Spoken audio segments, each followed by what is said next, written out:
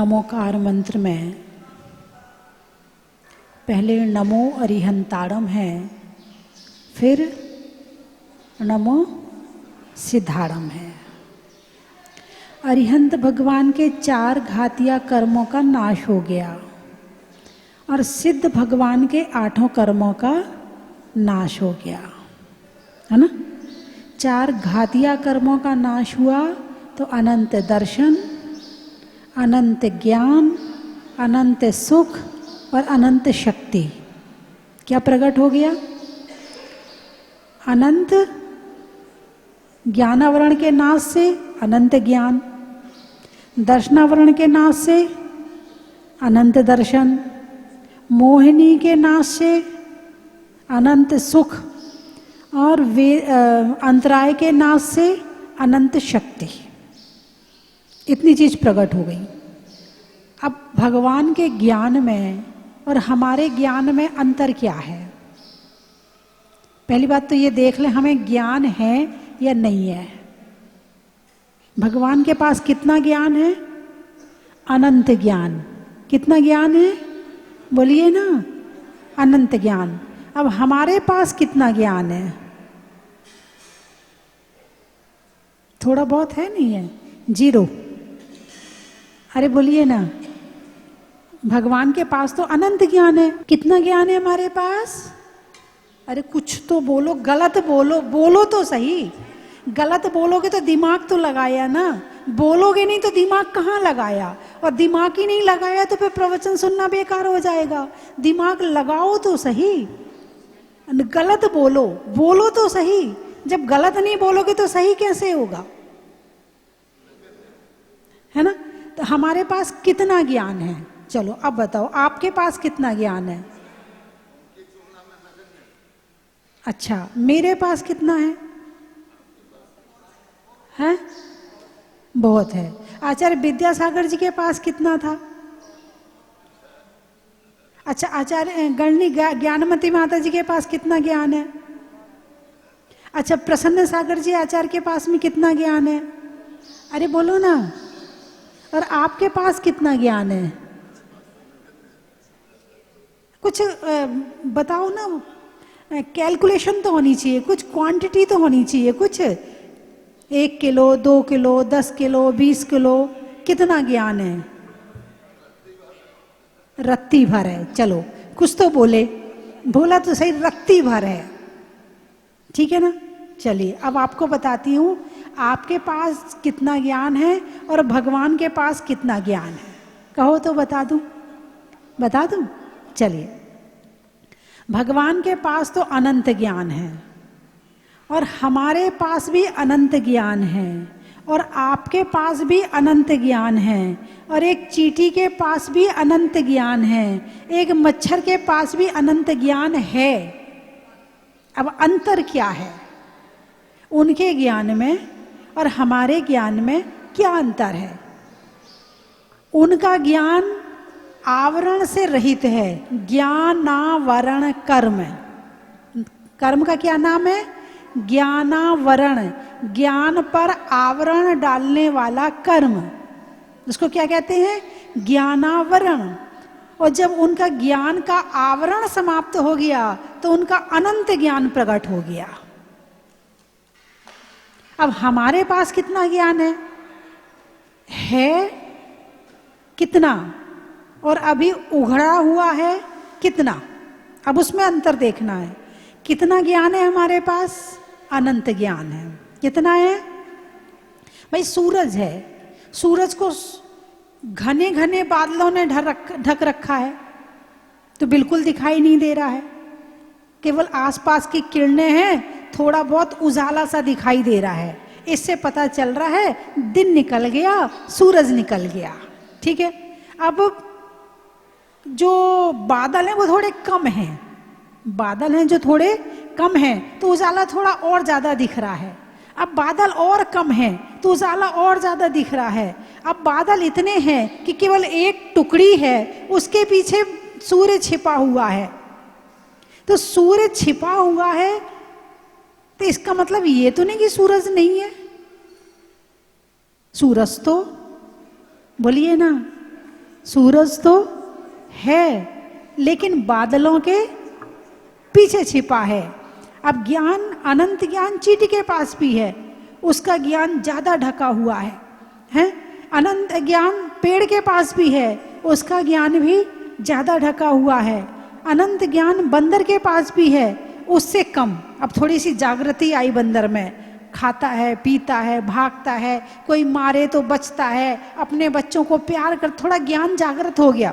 जैसे जैसे इंद्रियां बढ़ती हैं ज्ञान का क्षयोपशम भी बढ़ते जाता है। मनुष्य है, मनुष्य का ज्ञान का क्षयोपशम और ज्यादा है। लेकिन बादल तो हैं, अभी खत्म नहीं हुए, अभी बादल तो हैं। हाँ, अभी हम ये नहीं जानते कि हमारे पास में कितना ज्ञान है। हम ज्ञान की क्वालिटी नहीं जानते, हम ज्ञान का स्वरूप नहीं जानते, हम ज्ञान से क्या क्या कर सकते हैं हम ये ही नहीं जानते हैं। ज्ञान तो है मगर ज्ञान का ज्ञान नहीं है। क्या क्या ज्ञान का ज्ञान नहीं है। धन तो कमा लिया मगर ये ज्ञान नहीं है कि खर्च कैसे करें, कहाँ कहाँ करें, कहाँ करना सही होगा और कहाँ करना गलत होगा। धन तो है मगर धन को खर्च करना नहीं आता है। ठीक ऐसे हमारे पास में अनंत ज्ञान तो है मगर हमें ज्ञान को सही जगह लगाना नहीं आता, हमें ज्ञान की क्वालिटी नहीं पता है। कितना ज्ञान मेरे पास में है, आपके पास में है, कितना ज्ञान है वो ही नहीं पता है। मंदिर क्यों आते हैं? इसलिए तो आते हैं। किस लिए आते हैं? कि भगवान का अनंत ज्ञान देख करके अपने ज्ञान का पता लगा सके, भगवान का अनंत दर्शन देख करके अपने अनंत दर्शन का पता लगा सके, भगवान का अनंत सुख देख करके अपने अनंत सुख को जान सके, और भगवान की अनंत शक्ति को देख करके अपनी आत्मा की शक्ति को प्रकट करने का काम कर सकें। मंदिर इसलिए तो आते हैं।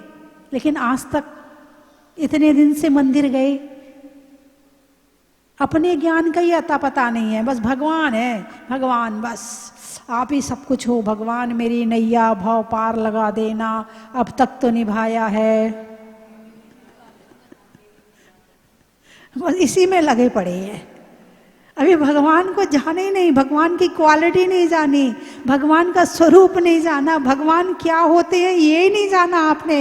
यदि आपने ये जान लिया होता कि भगवान क्या होते हैं तो भगवान के दर्शन में तुम्हारी क्वालिटी आ जाती, भजन बदल जाता। सकल गे ज्ञायक तदपि निजानंद रसलीन और सो जिनेन्द्र जयवंत नित आरी रज रहस्य विहीन। फिर ये विनती पढ़ने लगते, तुम्हारे सोचने का नजरिया बदल जाता, तुम्हारे विचार बदल जाते, मंदिर में टिकाव आ जाता। अभी क्या होता? गए, अर्घ चढ़ाए, चले, बस हो गए दर्शन। क्यों स्थिरता नहीं आ रही है? टीवी के सामने तो बड़ी स्थिरता बनती है, मोबाइल देखने बैठते हो 5 मिनट के लिए 15 मिनट कहाँ निकल जाते पता नहीं चलते, बड़ी स्थिरता बनती है। अरे बोलिए ना, आधा घंटा के लिए बैठते हो 1.5 घंटा मोबाइल देख लेते हो पता नहीं चलता है, बड़ी स्थिरता बन रही है। अभी 2 महिलाएं बातें कर रही हो, फिर देखो पूजा भी चल रही हो, डीजे भी बज रहा हो, फिर भी बातें हो जाती हैं। अरे बोलिए ना, कितना डीजे बज रहा हो शादी में, जब लोग शादी से लौटते तो उनका गला बैठ जाता है। पता है क्यों बैठ जाता है? अब तो शादी वाले तो चले गए, उनका गला बैठ जाता। क्यों बैठ जाता है आपको पता है? उसका कारण है कि एक तरफ तो डीजे चल रहा है और एक तरफ बातें चल रही। अब डीजे की ऊंची आवाज, वो कहता मैं जोर से गाऊं, तुम कहते मैं जोर से बोलूं। अब वो तो मशीन है, वो तो जोर से बोल सकती है, कितना जोर से बुलवा लो उसको कुछ नहीं, मगर तुम्हारा गला जो है ना, जितनी हिम्मत होती है उससे ज्यादा जोर से बोलते हो, वो बैठ जाता है। इसीलिए बैठता शादी में जाने वालों का गला, आवाज ही नहीं निकलती है। जो तुम्हें 1 महीना में शक्ति लगानी थी वो तुमने 1-2 दिन में खर्च कर दी। बड़ा मन लगता है बातें करने में, हैं? बातें करने के लिए 5 मिनट, जरा 5 मिनट बात कर लूं फिर आती हूं मैं। 1 घंटा कहाँ निकल जाता पता ही नहीं चलता। और मंदिर में आते और माला फेरने बैठे 4 बार घड़ी पे नजर जाएगी, 4 बार। अभी तो माला ही पूरी नहीं हुई, अभी तो 5 ही मिनट हुए हैं। अभी तो क्यों नहीं स्थिरता बन रही है? क्योंकि आपने भगवान का स्वरूप नहीं जाना है, अभी आपने भगवान की क्वालिटी को नहीं जाना है, अभी आपने भगवान को पहचाना नहीं है। और यहाँ बैठे भगवान से आप वहाँ ऊपर कनेक्ट नहीं हुए हो, और जब तक भगवान से कनेक्ट नहीं होगे तब तक मंदिर में मन लगने वाला नहीं है। इनके ज्ञान को देखकर अपने ज्ञान को देखो, इनके अनंत दर्शन को देखकर अपने अनंत दर्शन को देखो, इनके सुख को देखकर अपने सुख की तरफ झांको, और इनकी शक्ति को देखकर अपनी शक्ति का अंदाजा लगाओ कि मेरे अंदर इतनी शक्ति है और कहाँ मैं कमजोर बना घूम रहा हूं। बात समझ में आई कि नहीं आई है? तो फिर जब ये पता चलेगा तो अपने आप मन लगेगा, भगवान मैं भी आपके जैसे हूं, मैं भटका हुआ हूं और तुम मंजिल पर पहुंचे हुए हो। आप कौन हो? मंजिल पर पहुंचे हुए हो। और मैं कौन हूं? भटका हुआ संसारी प्राणी, अपनी निधि को भूल गया, अपने ज्ञान को भूला बैठा हूं, अपनी शक्ति को भूला बैठा हूं, अपने सुख को भूला बैठा हूं। हाँ या ना? है? अपनी आत्मा को भूला बैठा। जो आत्मा को भूलेगा वही तो ये सारे काम करेगा। जो आत्मा को याद रखेगा उससे तो संसार के काम होने मुश्किल हो जाएंगे। फिर तो वो कम काम करेगा, लेकिन कौन सा काम करेगा? जिससे आत्मा का हित हो, ऐसा काम करेगा। तो सिद्ध भगवान में ये 4 गुण होते कि नहीं होते जो अरिहंत भगवान में हैं? अरे बोलिए ना। सिद्ध भगवान में, जो अरिहंत भगवान में जो अनंत दर्शन, अनंत ज्ञान, अनंत सुख, अनंत शक्ति है, वो क्या सिद्ध भगवान में होते हैं कि नहीं होते हैं? थोड़ा दिमाग लगाओ ना। यदि एक बच्चा पहली क्लास पढ़ के दूसरी में गया है तो पहली का जो मैटर है वो भूल थोड़ी जाएगा। और दूसरी में चला गया ना, उससे ज्यादा मैं पहुंच गया। ऐसे ही अरिहंत भगवान है और सिद्ध भगवान है। तो अनंत दर्शन, अनंत ज्ञान, अनंत सुख, अनंत शक्ति सिद्धों में भी होती है। तो अपनी चर्चा चल रही है वसु कर्म विन से सुगुण वसु सम्यक्त्व आदिक सब लसें। तो सिद्ध भगवान के 8 मूल गुण होते हैं। कितने मूल गुण होते हैं? 8। कोई बता सकता है कौन कौन से होते हैं? अच्छा, एक आध गुण तो बता दो। अरे बता दो, यही कह दो ना, जो 4 ये वाले अरिहंत भगवान के थे वही 4 इनमें होते, तो 4 बता दिए आपने तो। अनंत दर्शन, अनंत ज्ञान, अनंत सुख, अनंत शक्ति।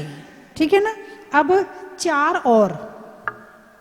4 अघातिया कर्म थे, 4 घातिया कर्म थे। तो घातिया कर्म का नाश हुआ तो ये चतुष्टय प्रकट हो गया। जब 8 कर्मों का नाश हो गया तो मोक्ष हो गया। अब मोक्ष में उनके 8 मूल गुण हैं। कितने? कहने को तो 8 है, लेकिन हैं सारी दुनिया पे भारी। तो अब जो अगले जो अघातिया कर्म है वो कौन कौन से हैं? वेदनीय, आयु, नाम और गोत्र। तो अब आया वेदनीय। कौन सा? वेदनीय। वेदनीय, आयु, नाम और गोत्र। तो वेदनीय कर्म का नाश हुआ तो अव्ययवाद सुख प्रकट हुआ, अव्ययवाद गुण प्रकट हुआ। कौन सा? अव्ययवाद। किसके नाश से? वेदनी। वेदनी का काम था सुख दुख की सामग्री इकट्ठी करना, सुख दुख की सामग्री इकट्ठी करना। अब वेदनी कर्म का नाश हो गया। जहां सुख चाहते थे वहां दुख मिलता था, जहां दुख चाहते थे, जरूरी नहीं कि सुख मिले दुख ही मिलता था। हाँ, दुख में भी दुख और सुख में भी दुख, सुख तो है ही नहीं है। तो बाधा सहित सुख था। इंद्रिय सुख कैसा है? बाधा सहित है। कैसा है? हर सुख के साथ में एक दुख फ्री में है। जितने संसार के सुख हैं, हर सुख के साथ में एक नहीं, एक के साथ कई कई दुख। मान लो एक, चलो अभी यहाँ शादी हो रही हुई शादी हुई, शादी किस लिए करी? सुख के लिए कि दुख के लिए? बोलिए ना, सुख के लिए। अच्छा अब बताओ कि संसार में जितने लोगों ने शादी करी है, करी तो सुख के लिए थी। अब आगे कुछ बोलूं? सबसे ज्यादा दुखी हैं और लोग। प्रैक्टिकल बता रहे भाई साहब हैं। शादी किस लिए करी थी? सुख के लिए। मिला क्या? दुख। इसको कहते हैं बाधा सहित सुख। सुख में जो बाधा डाले वो वेदनीय कर्म है। सुख में जो बाधा डाल रहा था वो वेदनीय कर्म था। और हर सुख दुख साथ में लेके आता है ना। शरीर मिला तो शरीर के साथ बीमारियां मिल गई। मोबाइल मिला तो मोबाइल को दिमाग खराब करने वाले सीरियल मिल गए हैं, उसमें आंखें खराब करने वाले स्क्रीन मिल गई। अरे बोलिए ना, मतलब तुम कोई सुख उठा के देख लो, कोई सा सुख उठा के देख लो, एक भी सुख संसार का ऐसा नहीं होगा जिसके साथ में दुख ना हो। बच्चे को जन्म क्यों देते हो? सुख के लिए कि दुख के लिए? हाँ, प्रैक्टिकल सबके साथ है, एक के साथ नहीं है। उनका मुंह मत देखो आप। हाँ, आप परम सुखी नहीं हो हैं। और जब बड़े होते हैं, जवाब देते हैं और गुस्सा करते हैं और दुनिया भर की सुनाते हैं, और जिनको तुमने लायक बनाया वही तुम्हें नालायक समझते हैं, जिनको तुमने बोलना सिखाया जब वो तुम्हें वही चुप करते हैं, कितनी पीड़ा होती होगी वो आप ही समझ सकते हो हैं। और साथ में ये और क्या कह देते हैं, पैदा क्यों किया था? कहते कि नहीं कहते? किसके लिए पैदा किया था? सुख के लिए, दुख के लिए? मिल क्या रहा है? हो तो भी दुखी और ना हो। इस संसार का सुख ऐसा ही है, इसमें मिले तो भी दुख होता है और ना मिले तो भी दुख होता है। इसलिए इसको बाधा सहित सुख कहा जाता है। और जैसे ही वेदनीय कर्म का नाश हुआ तो बाधाएं सारी हट गई, सारी हट गई।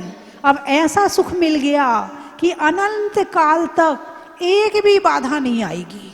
अनंत काल, जिसका कोई अंत ना हो, ऐसा अनंत काल। यानी अब भविष्य में कभी भी उनके पास में उनके सुख को बाधा डालने वाला कोई है ही नहीं है। जब वेदनीय कर्म का नाश हो गया तब, कब? जब वेदनीय कर्म का नाश हो गया तब। ऐसे हमारे सिद्ध भगवान है। तो वेदनीय कर्म के नाश से क्या हुआ? अनंत सुख, अविनाशी सुख। कौन सा सुख? अविनाशी, जिसका नाश नहीं होता है। हैं? अभी बारिश हो गई, अब एसी का सुख कैसा लग रहा है? ठंड आएगी तो एसी अच्छा लगेगा? नहीं लगेगा। और गर्मी में अच्छा लगेगा। तो उसका सुख नश जाता है, खत्म हो जाता है। लेकिन अब कैसा सुख मिला? अविनाशी, जिसका कभी नाश नहीं होगा। तुम्हें सुख पाने के लिए किन किन चीजों की जरूरत पड़ती है? रहने के लिए, जिनका अपना मकान है वो सुखी हैं कि नहीं? अरे बोलिए ना। अच्छा, सुखी होने के लिए जिनका किराए का मकान है वो दुखी रहते कि नहीं रहते? रहते हैं ना। हे भगवान, वो दिन कब आएगा? क्या? जब अपना मकान होगा। चलो भैया, समय के साथ में आ गया, वो मकान भी मिल गया। अब बताओ, वो तो सुखी हो गए? मतलब जिन जिन का अपना मकान है वो परम सुखी है कि नहीं है? नहीं है। अच्छा चलो दूसरी चीज लेती हूँ। पड़ोसी की गाड़ी आ गई। भगवान, मेरे पास तो गाड़ी नहीं है, वो दिन कब आएगा? बोलिए ना। जिस दिन हमारे पास गाड़ी आ जाएगी, हैं, अब चलो तुम्हारे पास गाड़ी आ गई, अब तो सुखी हो गए? नहीं, और टेंशन आ गया। अब ड्राइवर का खर्चा, पेट्रोल गाड़ी का खर्चा, डीजल का खर्चा, गैस का खर्चा, गैस है तो, नहीं तो लाइट का खर्चा, अब पार्किंग की टेंशन, अब घर में इतनी जगह नहीं है, पार्किंग कहाँ करें, उसकी टेंशन, गाड़ी तो आ गई। अच्छा चलो कोई बात नहीं, इतना सब कुछ भी हो गया। अब पड़ोसी आ गया चाबी मांगने, अरे भाई साहब जरा वो देखने के लिए जाना है, लड़की देखने के लिए, गाड़ी किराए की लेंगे तो अच्छा नहीं लगेगा, आपकी गाड़ी ले जाएंगे तो घर की लगेगी, अब लो, अब वो ठोंक ना दे, ये ना कर दे, वो ना कर दे, अब वो टेंशन। तो गाड़ी नहीं थी तो दुखी थे, और गाड़ी आ गई। अब मान लो आप लोग ब्यूटी पार्लर जाते हैं, शादी का मौसम चल रहा, ब्यूटी पार्लर का मौसम चल रहा है, अब ब्यूटी पार्लर में गए, बढ़िया सज धज के आए, अब गर्मी बहुत है, पसीना आ रहा है, हे भगवान इतनी गर्मी पड़ रही, एसी भी नहीं चल रहा, सारा मेकअप खराब हो जाएगा। बोलिए हाँ या ना? तो तुम ब्यूटी पार्लर से आए तो तुम सुखी हो कि दुखी हो? हैं, अब प्यास लग रही है, अब थोड़ी देर बाद पानी, थोड़ी कार्यक्रम हो जाए फिर पानी पिएंगे, सारी लिपस्टिक साफ हो जाएगी, नहीं तो लो तुमने एक इस ओंठों को दिखाने के लिए इस दुख को भी सहन कर लिया। तो संसार का हर सुख दुख के साथ में है, और जितने सुख हैं ये सारे सुख पाप कराते हैं, बिना पाप के संसार के सुख मिलते ही नहीं है। हर सुख के बदले में पुण्य खर्चा करना पड़ता है, तब कहीं जाकर ये संसार के सुख मिलते हैं। और पुण्य खत्म हो जाएं तो फिर क्या होता है? जब तक पुण्य है, जब तक तेरे पुण्य का बीता नहीं करार, तब तक तुझको माफ है, औगुन करो हजार। जब तक पुण्य थैली में है तो ये दुनिया बहुत अच्छी। मेले में जाते हो घूमने के लिए, मेला कब तक अच्छा लगता है? जब तक जेब में पैसे होते हैं, और जेब में पैसे ना हो तो ये मेला भी अच्छा नहीं लगता। ऐसे ही जब तक पुण्य रूपी पैसा है तो ये संसार में सब कुछ अच्छा लग रहा है, और जैसे ही उम्र ढलती है और पुण्य क्षीण होने लगता है, क्योंकि जितना पुण्य था आपने बैठे बैठे खा लिया, पूरी जवानी भोग भोगे, और भोग भोगने में पूरी जवानी पुण्य खर्च कर दिया। अब आया बुढ़ापा, अब जर्जर काया हो गई, बीमारियां शुरू हो गई, अब पुण्य खत्म हो रहा है, पुण्य किया नहीं और अभी भी पुण्य करने का कोई रास्ता नहीं, क्योंकि जवानी में धर्म नहीं किया था, अब बुढ़ापे में मन नहीं लगता, क्योंकि जो जवानी में करोगे, अरे बोलिए ना, वही तो बुढ़ापे में याद आएगा। तो अव्याबाद वेदनीय कर्म के नाश से सिद्ध भगवान को बाधा रहित सुख प्राप्त हुआ है। कैसा सुख प्राप्त हुआ है? बाधा रहित। अब जैसे प्रवचन में आपको सुख मिल रहा कि नहीं मिल रहा? अरे बोलिए ना, मिल रहा है, पक्का मिल रहा है, आनंद आ रहा है आपको सुनने में। अब जितने ये शादी वाले बैठे थे, यदि उनको पकड़ के बिठा देते तो क्या वो ये वाला सुख महसूस कर पाते? नहीं कर पाते। क्यों नहीं कर पाते? क्योंकि आकुलता क्या थी उनके मन में? आकुलता, जाना है ना। तो ज्यादा सुख आ जाए तो भी आकुलता, और ज्यादा दुख आ जाए तो भी आकुलता। तो सुख और दुख की परिभाषा क्या है? सुख और दुख की कोई परिभाषा नहीं, एक ही परिभाषा है, जहां आकुलता है वहां दुख है। आत्म को हित है सुख सो सुख, आकुलता बिन कहिए, और आकुलता शिव माही ना ताते, शिव मग लागियो चाहिए। सुख में भी आकुलता, भाई जिससे भाई घर में दुख आ जाए तो खाना अच्छा लगता है क्या? भोजन अच्छा लगता है क्या? अरे बोलिए ना, नहीं लगता है। अच्छा, जिसके घर में शादी होती है वो भोजन करता है क्या? नहीं करता। कुछ समझ में आया नहीं आया? दुख और सुख का भेद समझ में आया कि नहीं आया? कि संसार का सुख भी दुख है। संसार का सुख क्या है? दुख ही है, बस तुम समझने का भेद है। हैं? जब दुखी थे तब भी भोजन नहीं किया, और जब सुखी है तब भी भोजन नहीं करे। भूखे तो दोनों में है ना। दुखी हो तो भी आकुलता, और सुखी है तो भी आकुलता। संसार के सुख आकुलता सहित हैं, इसीलिए इसको भगवान ने दुख कहा है। लेकिन संसारी प्राणी को महसूस नहीं होता है, क्योंकि उसने ध्यान का सुख नहीं देखा है, उसने आत्मा का सुख नहीं देखा है। उसने, जैसे किसी ने कभी रसगुल्ला नहीं खाया है तो उसको पता ही नहीं कि रसगुल्ला होता कैसा है।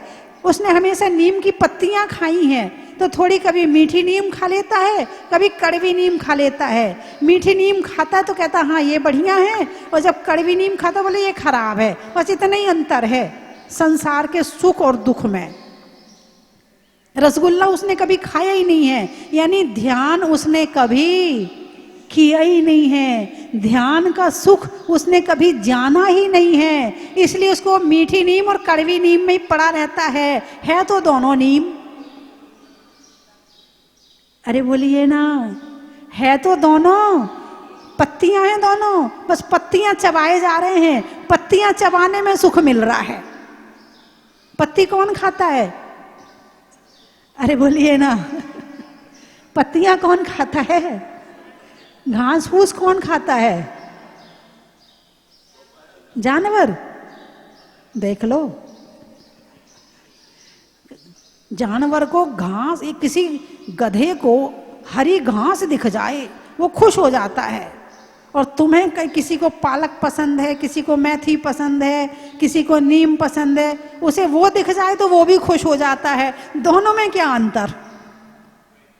उसको भी पत्ती खाने में सुख मिल रहा है, तुम्हें भी पत्ती खाने में सुख मिल रहा है।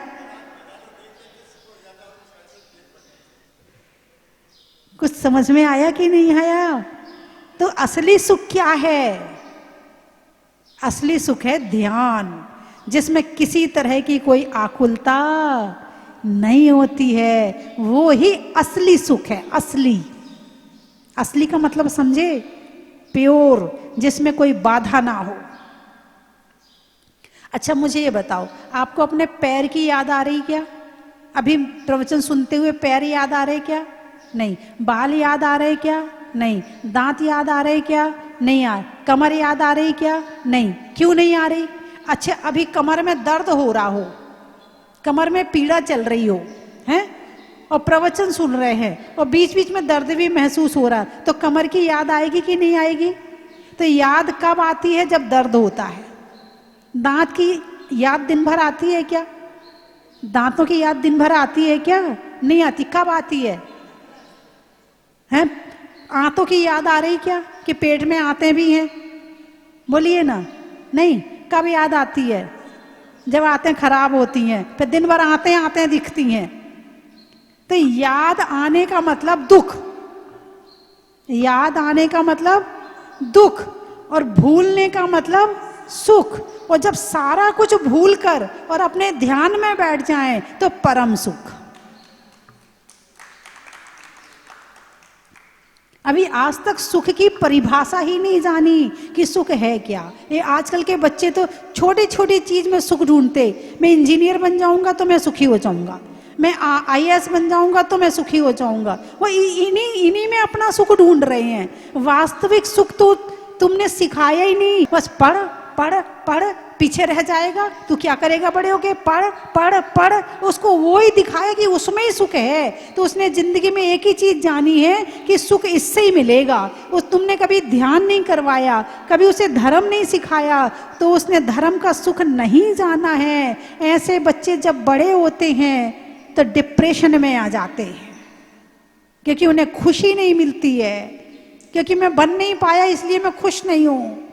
मैं दूसरों से नहीं, मैं खुद से खुश हूं। ये सिखाओ उसे कि सब चीज के बिना मैं कैसे खुश रह सकता हूं। वो बाधा रहित सुख आत्मा का, वो सिखाओ उसे। तो कैसी परिस्थिति आ जाए फिर आपके बच्चे को डिप्रेशन होने वाला नहीं है। जो मनुष्य तन को ना समझे चेतन को क्या समझेगा, और जो मनुष्य जीवन ना जाने जीव को कैसे जानेगा।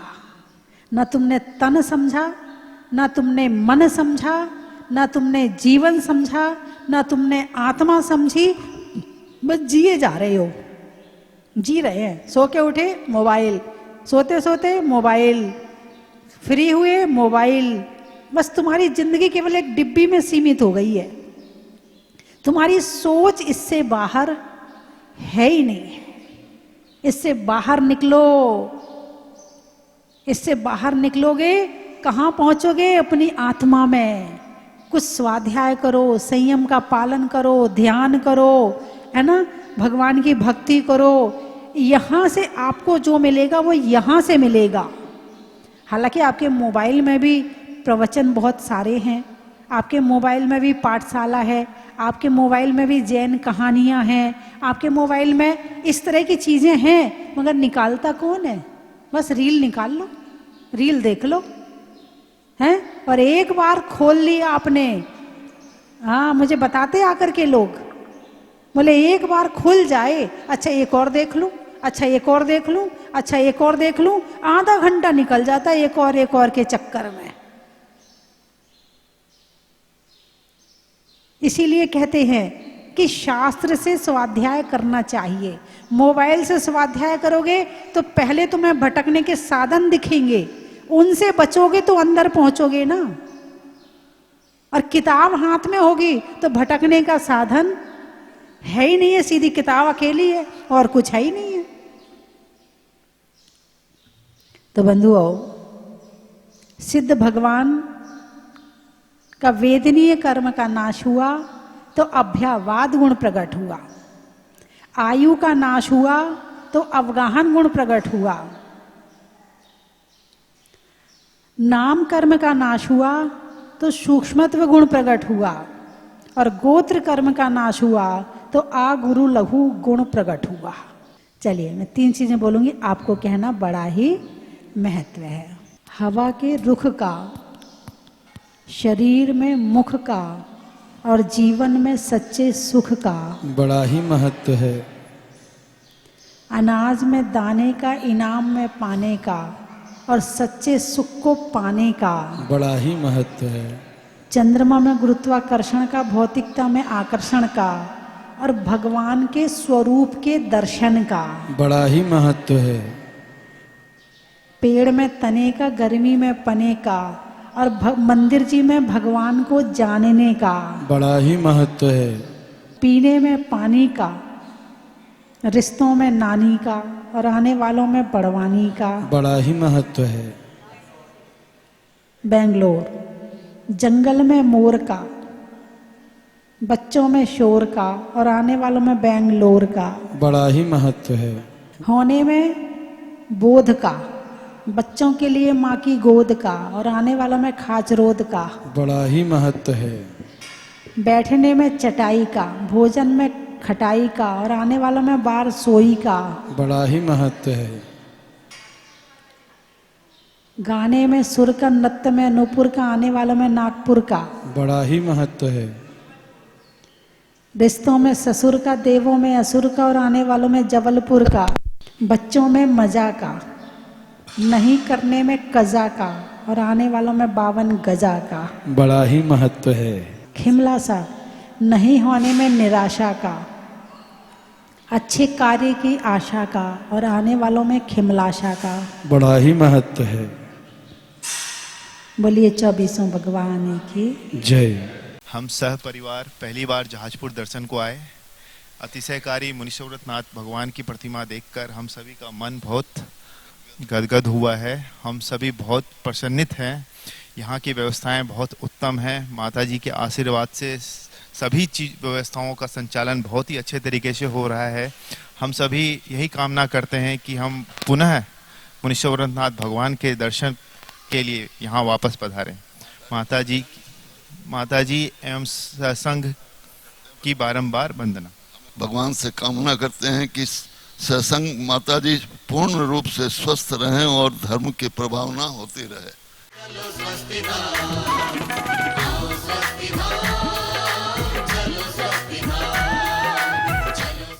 रे आज रत्नों की थाल को भर लाओ रे आज, आओ आओ करे रे गुणगान आरती भगवन की, आओ आओ करे गुणगान आरती भगवन की।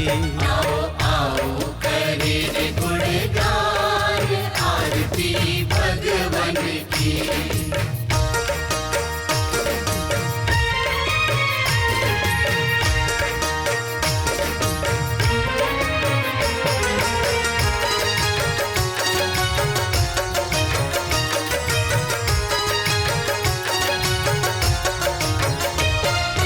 पिता सुमित्र के राज दुलारे, माँ पद्मा जी के नैनों के तारे।